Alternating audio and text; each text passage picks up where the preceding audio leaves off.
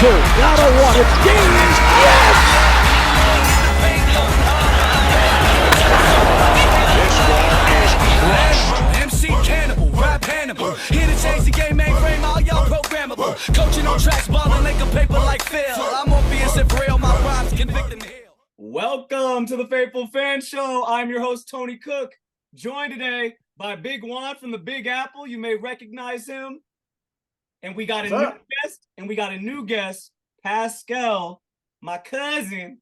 He is our Giants insider from here on out, ladies and gentlemen. I went camping with my brother a couple weeks ago, and I was like, yo, I got to get you on the show because you got so much info. We got to turn this into content. So here we are with Pascal as well. And gentlemen, how are we doing? I'm going to ask you Juan first. How you doing? See Darth Vader in the back? Love it. Yes. Thank you. I'm among many things, Star Wars connoisseur, super fan. Oh, yeah. But yeah, all good, man. Everything's cool. It's finally a little warm out here. We kind of had a lot of stop and starts with the heat, but it's been warm this week, so good. And but we still get rain like at least once or twice a week. Hey, good so it's good for y'all because it's 110 in Lake Elsinore. Like, oh my god, yeah, that's crazy. I can't do it. That's crazy. And yours got that humidity though, man. Just yeah, it does. I know about those New York summers. It's it's been a little humid today. Yeah. It's been a little humid today.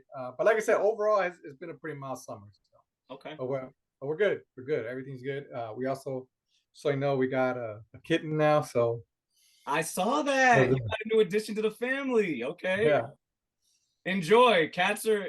It depends on if she imprinted. Well, I don't know if it's a he or she. He. It depends on who he imprinted on. If he imprinted on you, you're good. If he imprinted on your wife, yeah.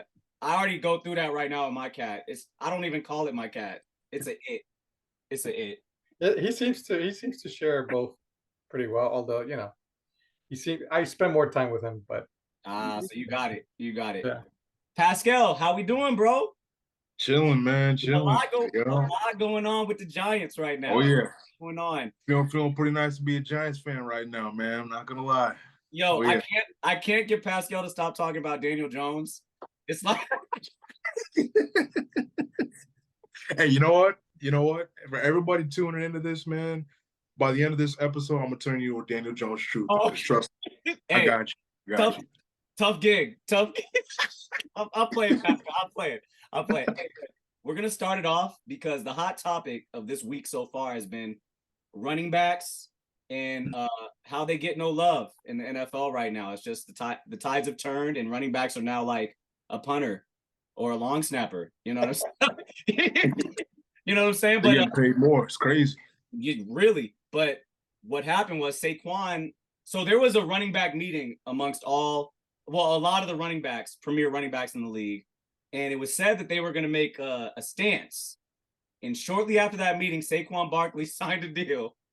And did he cave in? Is that what happened? He signed. I would say it's. I don't know. You tell me, Pascal. Is this better or worse than a franchise tag? Because I feel like if you sign the franchise tag, the price goes up next year. You might as well adjust. But how do you feel about the contract? What does this do for your team? So with Saquon signing this extension, not the actual franchise tag, I think this kind of opens up not only his options for getting a long-term extension, but then with the way how it was kind of constructed, there's no dead cap under the Giants part. So if they wanted to, let's say a year from now, trade him for capital, either draft picks or for another player, they could do that with no money liability on that end. I think what's going to happen, though, is I think Saquon, he's going to play towards an extension. I think so. This is most likely going to be another one of those prove-it years, how they always do with the running backs. I think what's going to happen, though, is that probably by November, I'm guessing something else is going to be like actually finalized as far as like an actual extension.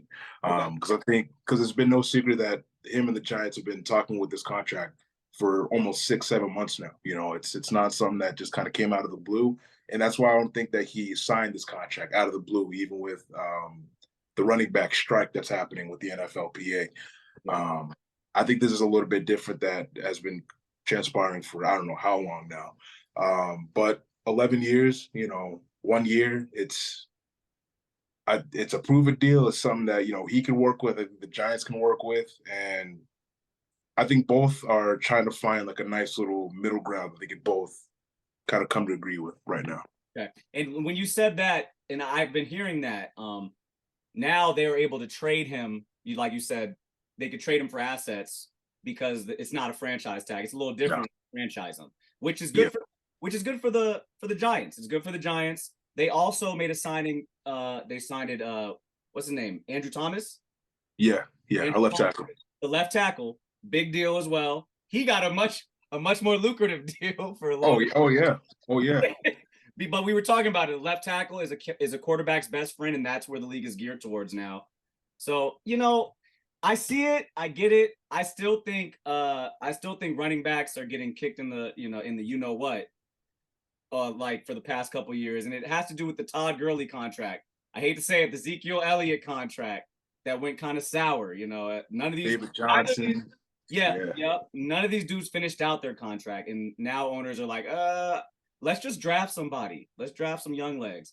Juan, let me ask you how you feel about the running back situation in totality. Do you feel like they're getting the ish into the stick, or do you feel like this is par course? $11 million aside, if you think that's bad or good, that's probably a good deal for just about any of us. Oh yeah.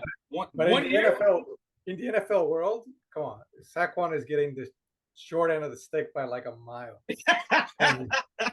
and running backs in general are, as far as NFL contracts go, they're getting shafted. I guess not even close, because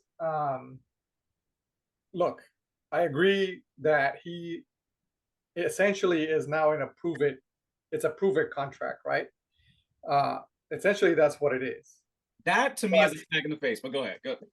Correct. I mean, it sucks because he started off with a bang, right? And then he had a injury year, but he's been a fairly productive back overall. He has his moments, but he's been a fairly productive back. He shouldn't have to have a prove it year, but unfortunately, I mean, it just goes to show he's had his moments. Plus, he's the face of the franchise. I know Daniel Jones is transitioning into that role now, right? But Saquon Barkley for the last few years, he's been the guy, right? Like he's been the face of the franchise.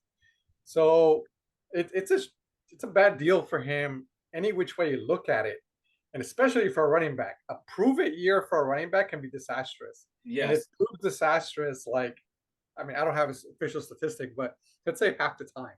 And then he adds another year to his legs. Let's say he does have a good year. Even if he has a good year, it's not like he's going to get this super max contract with another year on his legs. It's just it's just bad overall. And I guess at the end of the day, the only reason why it behooves him or he takes this contract is to what you alluded to, Pascal, is that maybe they're working something else on the in the background that might give him a couple year extension or something like that. But it's all bad for him because again, injury possibility is like super high. Mm-hmm. And even if he does sign some kind of contract, it's not going to be anything max. Teams are now, if they're set at quarterback, which to your admission, Pascal, they are, right? Daniel Jones is the man. You're all excited about him. And that's really all they need. Okay, let's protect this quarterback, and then running back is by committee now, right? Like, everybody talks about running back by committee, and they can draft somebody in the 4th round, 3rd round, get like a semi-veteran in there, and then maybe another couple guys. I mean, the Jets had 5 running backs in the lock. They had 3 decent running backs, and they still drafted another one. They're talking about signing another one. Yep. So, like, running back by committee. So it's a bad deal for running backs, but that's business. That's the way it goes. So honestly, I don't see how they can make a case to get big money anymore unless it's what's dude from San Francisco. What's his name? Oh my God. Deebo Samuel. No. Well, okay, yeah, him or Christian McCaffrey.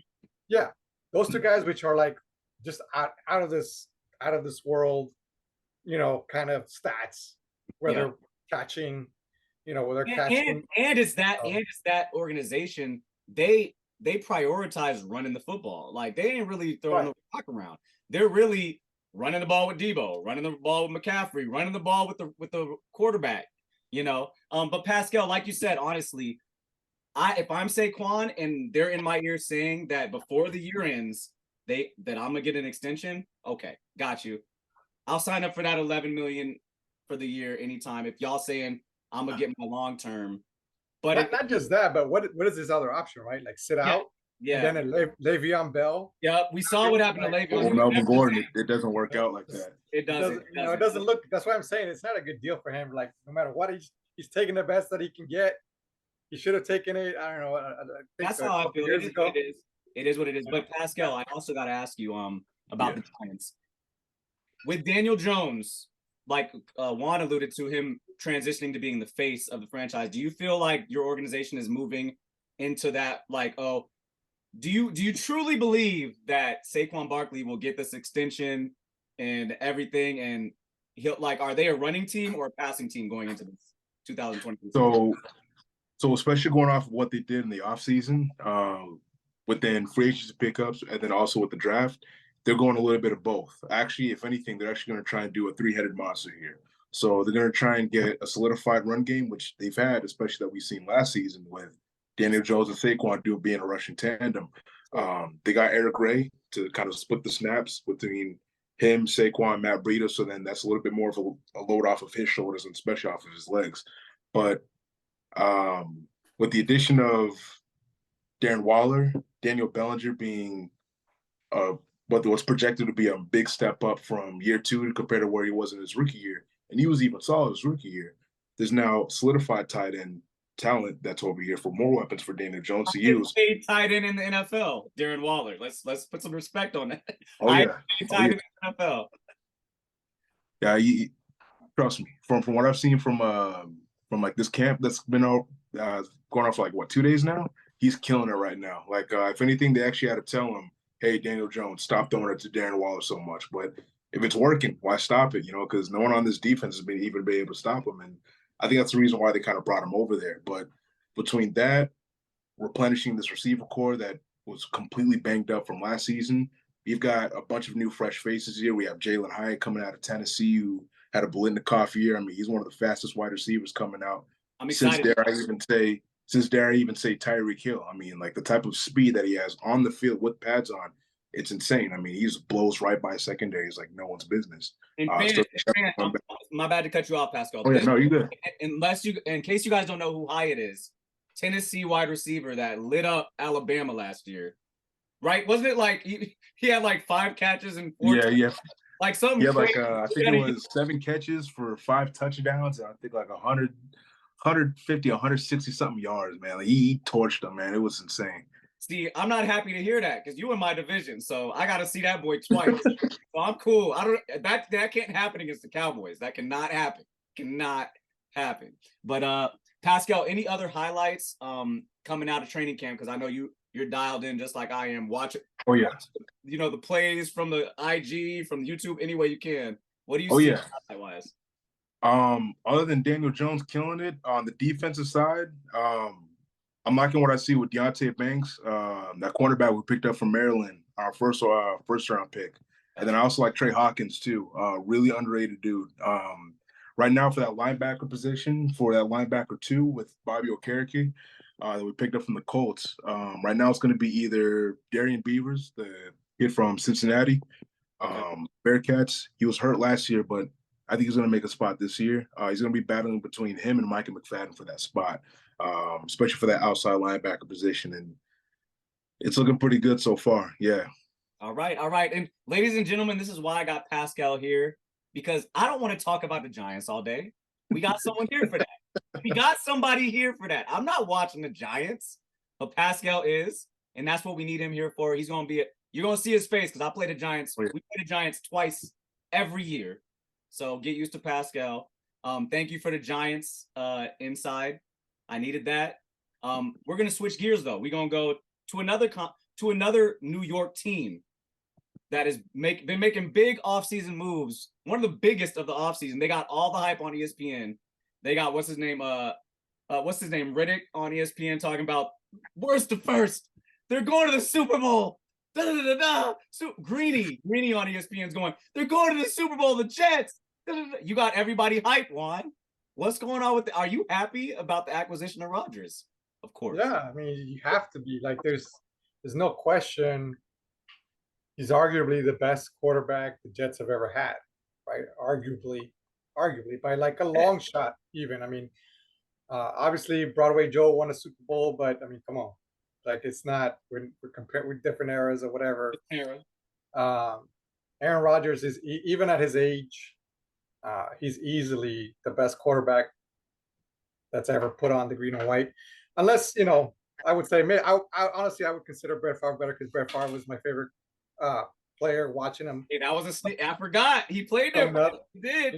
He was my favorite, except that he tore his triceps and nobody knew, and how he throw a ball 40 yards with a torn triceps still.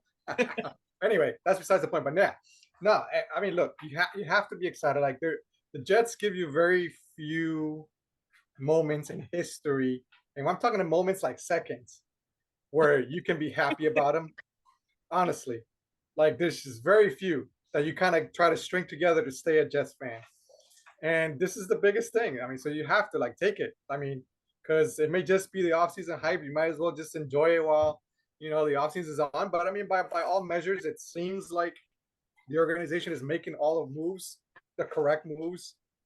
Personnel-wise, the only question, unfortunately, is the offensive line, but it's not terrible. It's not terrible. It's not terrible, but they're definitely spending all on the Ferraris and the Maseratis, not the not the big 4x4s in the middle. Yeah. So but yeah, you got to be happy, man. And he's dominating the New York media. Nobody talks about the Giants, really. No offense. And hey, that's how we like it, though. That's how we like it. But we'll see.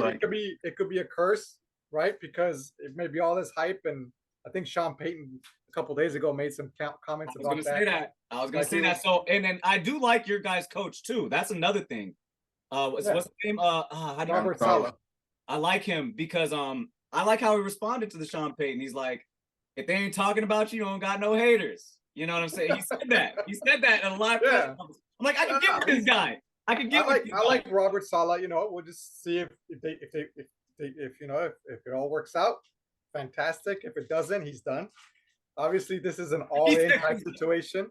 Yeah. I'll be honest. I don't think they're a Super Bowl team, even with Aaron Rodgers. But you have to think that they're a playoff team. I mean, if you don't go out and do that and don't think that they're a playoff team, I definitely think that they're a playoff team, Juan, and I think what they were missing last year was just the QB. That was it. That's it. They had that defense, and I think both their running backs got injured, and they still had a great running game, right? Like, so I think they got to be honest, the whole aspect of the offense kind of changed when Bryce Hall got hurt. It really went downhill from there. I think had Bryce Hall been healthy, I think that would have made a difference down the stretch. I think they would have made the playoffs had he stayed healthy. But regardless, they're so right now they look like they're in a good position. The only worry is, are they going to drink all the Kool-Aid, and are they not going to do it on the field, right? Like that's a big concern, that especially with a young team. Especially with a team that's trying to still look for that culture of winning, and like it's a tough situation in that sense. But hopefully, hey, just so you know, I got tickets September 11, Monday night, opening night football. Game 1. As a faithful fan should. As a faithful fan should, baby. Against Buffalo, I had to do it. Like there's no way. Ooh, hey, you know what? And you know what, Juan? I got them winning that game. I got them coming out and winning that game against Buffalo. Honestly, I got them. Hype is hype. I can't wait to just walk into the stadium. People are going to be going nuts. Like people are not going to know what to do with themselves. Honestly, like it's going to be crazy. There's so much just kinetic, pent up energy just waiting to spill. Like Yo, it's crazy. And that division is going to be fire. Like, It's gonna be crazy. I'm gonna ask you, Miami's Pascal. good. I'm gonna ask you, Pascal. I'm gonna let you get in on this Jets talk because Juan fire some shots. How do you feel about the Jets? Do you feel like they're number one team in that division, or do you think if they make the playoffs, it's a wild card, or do you think they make the playoffs at all? It's a tough division. You got Miami, you got Buffalo, you still got the Patriots. You know what I mean? But how do you feel about the Jets' chance getting to the playoffs this year? So I think honestly, the Patriots right now are kind of a non-factor. I think they're still in complete rebuild mode. I don't think they're just there yet, especially with them kind of needing to secure who is their franchise QB. Is it Mac Jones? Is it Bailey Zappi? Is it someone that we haven't even seen yet? We don't know. Yeah. But I think with the other three teams, the Bills, Miami, and the Jets, it's going to be tough. I'm not going to lie. Like the AFC East and the NFC East are almost one and alike within just how much comp there is within that division. I kind of like them over Miami. I do like the Jets over Miami. That's just me. Against the Bills aren't what they used to be. I think their Super Bowl window's closing, but they're just a more proven team right now, as of just only right now. But I'm actually going to have to disagree with Juan. Just because of how volatile the AFC is, anybody can really make it, you know. The Chiefs, you know, they're always going to be the top dog as long as Patrick Mahomes is there. The Bengals are going to be right on their heels, and the Bills. But I can see the Jets overcoming and eclipsing the Bills and taking their spot. And if they do that, and if they actually show on paper what they're looking like onto the field, I think they actually could probably even punch their way deep into a playoff contention, either AFC Championship or their ceiling might be even what the 2020 Bucks did and surprise Super Bowl off of a one-year sign. Things like that can happen. I mean, because as far as your offense is concerned, if everyone's healthy, there's not really a lot of teams that can stop that offense, you know. And especially with that offensive line that they have. I mean, like we said in the DMs, football's one off trenches, you know. If Mekhi Becton, if he makes a good little leap up, Joe Tippmann works out, it's going to hold up. And just having Aaron Rodgers and his leadership over there in New York, I think they are in good hands. I do. I think that too. And you pointed out the competition as far as quarterbacks in the AFC. It's crazy over there right now. Like, hey, but just in the Bengals, Burrow got carted off the field today. I don't know if y'all been paying attention. Burrow, I did see that. It was a sprained knee. It's a good thing it wasn't Achilles tendon. Yeah, that's tough. They said maybe 6 to 8 weeks, and that was he'll be back.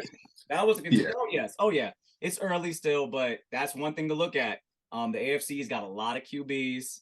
Aaron Rodgers left the NFC and made it that much more crazy. So, Juan, I got high hopes for the Jets. I got high hopes for the Jets this year. Any last words? Have you been watching camp? Any highlights? We all got high hopes. No, I don't like watch the camp per se, but I do try to keep up, social media and all that stuff. The Jets, I'm sure other teams do, but Jets do a really good job with their reporting or whatever. They post all kinds of stuff. Yeah, give you a good look. I mean, contentious, but there's some interesting comments coming in and out of lots of fights, and Garrett Wilson looking great, Sauce Gardner looking good. Yeah. So the first pass Aaron Rodgers threw to his side, he picked it off. Yeah. And they got a little bromance going. So it all looks good. And I like Garrett Wilson just needed to be unlocked. That's all it was. Like Aaron Rodgers going to unlock Garrett Wilson. He didn't have no one really. I mean, think of the year. Garrett Wilson was the rookie of the year, offensive rookie of the year without a quarterback. So, I mean, hopefully, if he stays healthy, the only thing that kind of concerns me about him, sometimes he gets a little too cute with after the catch, and he's not a big guy. Okay. So he's kind of opening himself up to some big hits. So you're saying he need to get down. He need to get down. I think he needs to get down a little more sometimes. Plus, especially like, dudes, NFL learns quick. Yeah. Like, dudes are going to be looking for him to like do his little, stop back, Oh, yeah, I know exactly what you're defensive players out there to catch up to you real quick. Yeah, it ain't Ohio State. It ain't Ohio State. Right, exactly. No, but or maybe he's one of those guys. He's really gonna do it, And as long as he comes in, hopefully he comes in like 5 or 6 pounds heavier to kind of, maybe take a couple more hits. But you know what? Alan Lazard is gonna help him a lot. I think that dude, honestly, it's kind of underrated. I think he's gonna be a much bigger part of the offense than people think. I forgot about that, and I forgot that he's moving over there with Aaron Rodgers with the chemistry already. I really like him. His size. He plays across the middle. He should make it easier for Garrett Wilson to catch some outside stuff for him to get yards after the catch. So, like we said, it looks good right now. Today they were interviewing I forget Alonzo, what's his name, defensive end, and he was saying he's not liking because he's not really practicing like he wants to because he can't rush the passer because the ball's out so quick with Aaron Rodgers. Good news. Haven't we heard that story before from about Aaron Rodgers? So we'll see. But hey, it all looks good, and hopefully, like I said, I can't wait for September 11. Get that footage. Hey Juan, get that footage for me. I need it. Yeah. I need to see you in the stands, happy as a Jets. As y'all take that. People are gonna be chanting. Definitely Monday night. Come on. All right. Okay, so gentlemen, we talked New York. Let's get to my team, the Cowboys. Oh wow, Juan, that's hate. That face was hate. It's all good. Hey, Cowboys are good. That was Cowboys made some steps. They're good. I told you. So the big news for the Cowboys is we got the deal done for our all-pro top 10, maybe possibly top 5 cornerback in the NFL. That's not a 99. But he got signed to a 5-year, $97 million deal. 5 years though. That's a good, and he's not, and what I like about it, he is the turnover leader of all DBs since he's been in the league. No one's got more turnovers than him. Caused more turnovers. And also, he's not even the highest paid corner. We didn't break the bank with him. I think he's like that. This put him like 3rd highest paid corner. And we didn't even have to set the market. I think it's a great deal, and we got a Pro Bowl cornerback for the long haul. He's a young dude.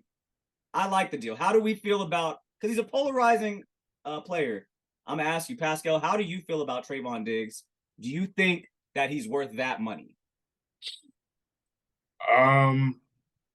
I think that money in that signing was mostly for what he could be as far as like a total package upside type player. Because Trayvon Diggs, he's a type of cornerback where when he's on the field, it's either boom or bust. And I think that works to his advantage and disadvantage.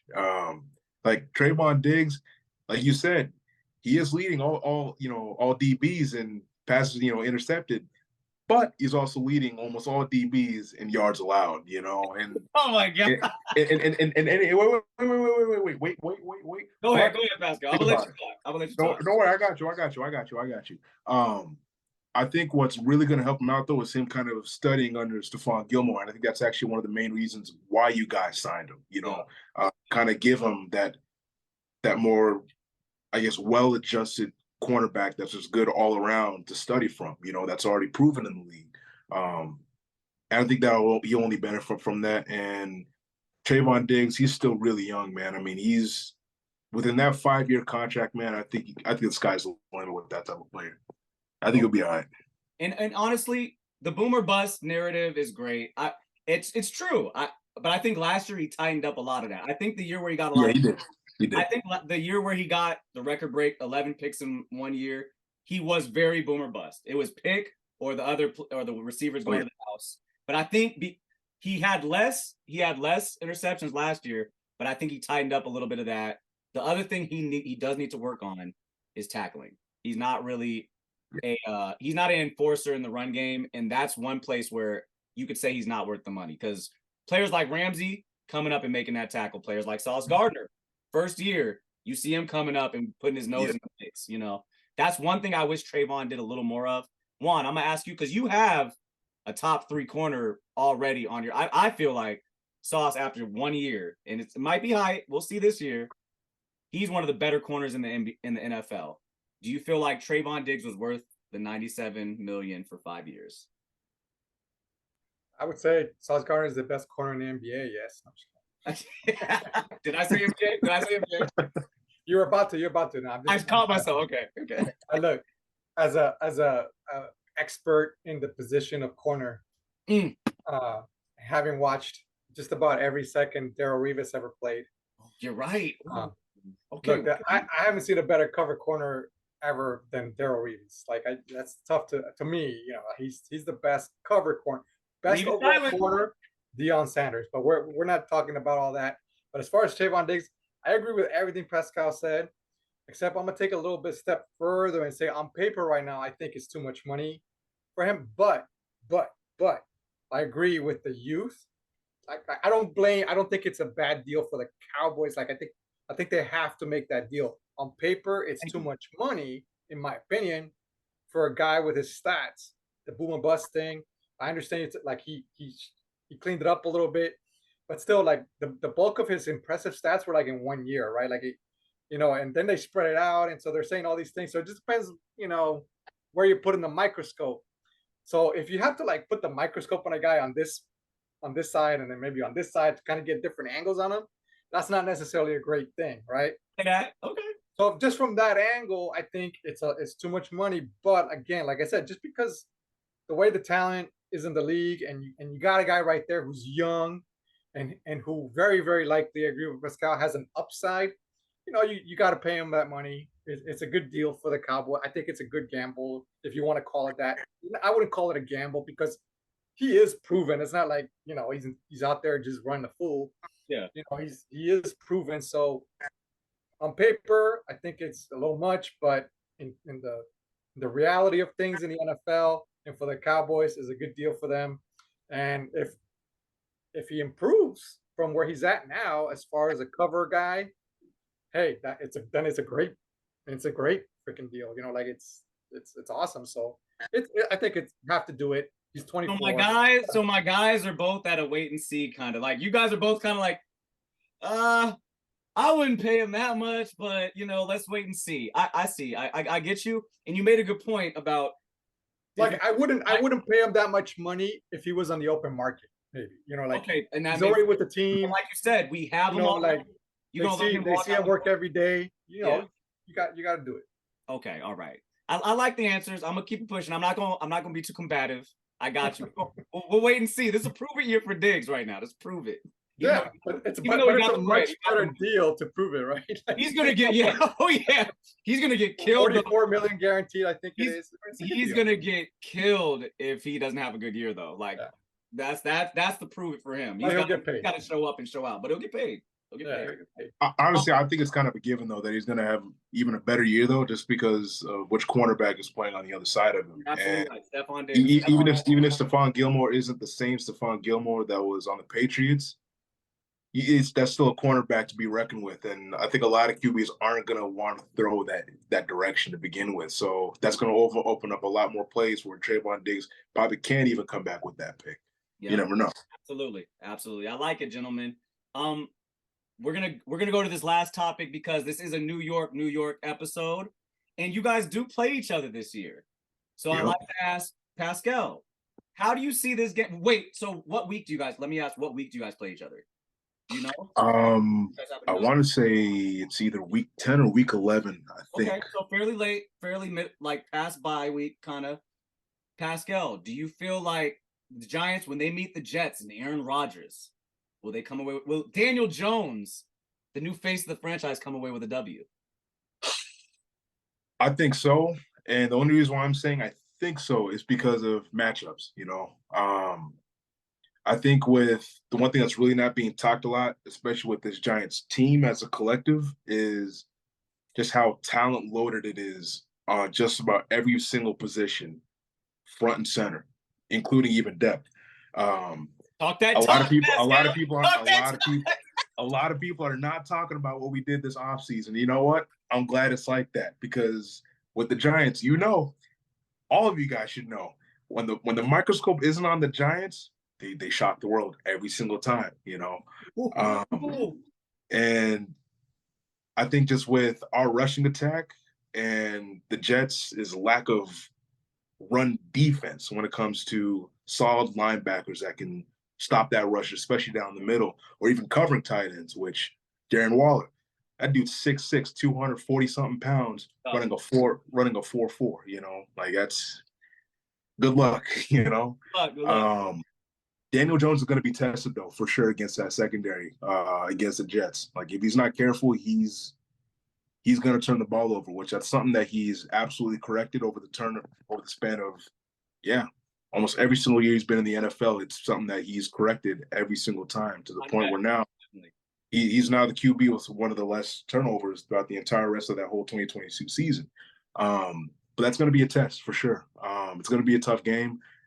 It actually might be a little bit more defensive than offensive. I'm guessing score maybe 12-9 or something like that. Like something that even low. Aaron Rodgers would not have that. Aaron Rodgers will not. Juan. He did though. He did. We got a little bit of time left, Juan. If you got a score to put on that game, how do you score? Honestly, I think it's going to be a high scoring affair. Obviously, we'll wait and see like everything else. But I again, everything on paper. I mean, the Jets defense is what they were like a top 5 defense last year. They're not good. I don't think. I mean, yeah, their linebacking core is a year older or whatever, but I think they still got enough left in the tank. I would say the Jets put up 25 plus on the Giants. They gonna hang a 30 bird on the Giants. It's October 29th. So the sun's still out. I think we'll see if the Jets are riding high.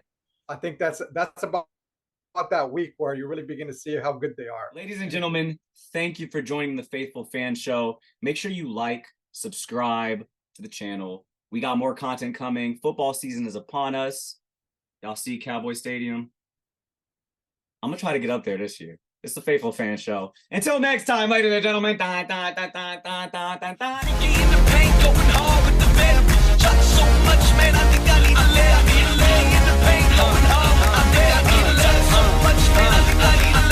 Animal, MC Cannibal, rap Hannibal. Here to change the game, mainframe, all y'all programmable. Coaching on tracks, balling like a paper like Phil. I'm Morpheus and real, my rhymes convict and heal. A world blind, my lines a red pill, real.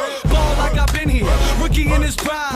Focus like Jordan the second time. Kobe in playoff times, you know believe when I drop. Call for it, Kelly go in the blaze, spit. Auto like free throws, Vahito. Circle loose, stroke magic, rhymes over